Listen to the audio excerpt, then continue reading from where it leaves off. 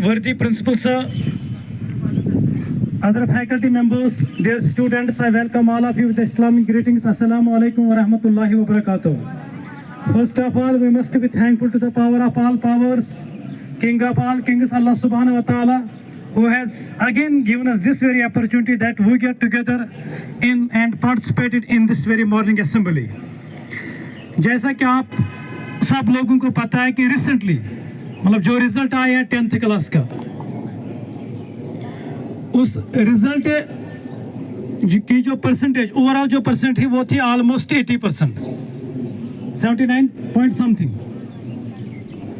लेकिन जो हमारे स्कूल का रिजल्ट है, मतलब इसमें से ऐसे भी बच्चे हैं जिन्होंने 476, 460, 459, 439, 437, मतलब ये सारी चीजें किसी और चीज के तरफ हमको इशारा करती है।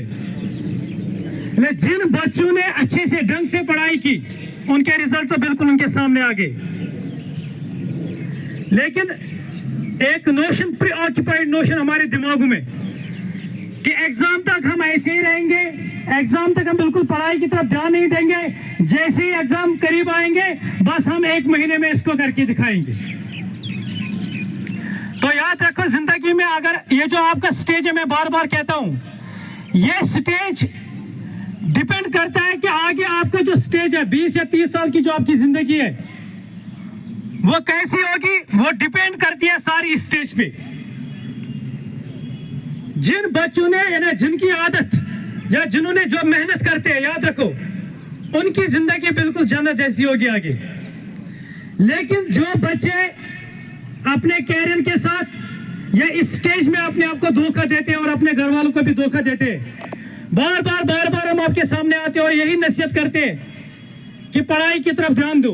ये जो आपका स्टेज है, this is one of the crucial stage in your life. ये सेट करता है कि आपका फ्यूचर कैसा हो।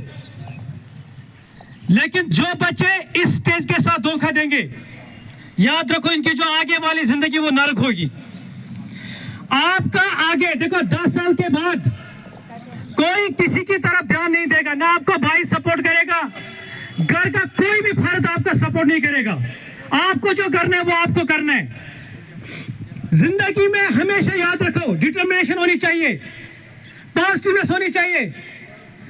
पहली बार माउंट एवरेस्ट पे चढ़ने वाले बंदे एडम हिलरी, उसका नाम क्या था, mountaineer Adam Hillary and Tenzing Norgay, ये पहली बार इन्होंने चढ़ाई की है किसकी, माउंट एवरेस्ट की। जैसे when they reached at the third base camp, इन्हें जब थर्ड बेस कैंप वो पहुंचे तो वहां पे बिल्कुल जो माउंट एवरेस्ट उसका जो पीक वो नजर आता था। लेकिन उनकी जो प्लानिंग थी वो बिल्कुल अच्छी प्लानिंग थी।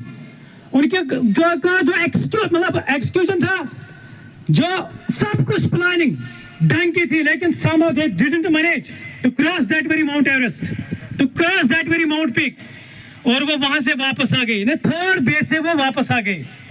नीचे जब एडम हिलरी वापस आ गया तो उसने मुड़ के देखा ऐसे हिमालय की तरफ और ऐसा कमेंट किया, ऐसा रिमार्क किया वहां पे जो बिल्कुल हिस्ट्री ने दर्ज किया गोल्डन वर्ड्स में। कहा वो हिमालय, आई रिटर्न बैक, मैं तो वापस आ गया, but just to remember I will come again, मैं फिर से आऊंगा, आई विल कनक्यूर यू, और आपको क्या ऊपर में चढ़ाई करके रहूंगा। क्यों? Because humans have the capacity to grow, as human I can grow, but you being the mountain you have not the power of growing, you can't grow. ये जो तारीखी जुमले है ना, इंसान के अंदर, इंसान की जो बॉडी है, it is very priceless, precious gift दिया हुआ है। हाथी देखो, हाथी का साइज कितना है, just compare yourself with elephant in terms of size, weight. हमारे दिमाग में जो ब्रेन है वो कितना छोटा है और हाथी के दिमाग में कितना बहुत बड़ा ब्रेन है। लेकिन वही लाइफ सदियों से जो मतलब गुजार के आया, वो वही घास फूस जंगल में वो पत्ते वही खा रहा है। लेकिन इंसान ये छोटे दिमाग ने कितनी तरक्की की है। हमारे दिमाग में इतना पावर है, इतना पोटेंशियल है कि हम पूरे दुनिया को चेंज कर सकते हैं। अपने आराम के लिए हमने क्या क्या चीजें नहीं रिडिजाइन की है, इन्वेंट की है, डिस्कवरी की है इन चीजों की। लिहाजा आपको चाहिए, ये मौका है, अभी ये गोल्डन पीरियड है। अपना फोकस पूरा करो पढ़ाई की ओर।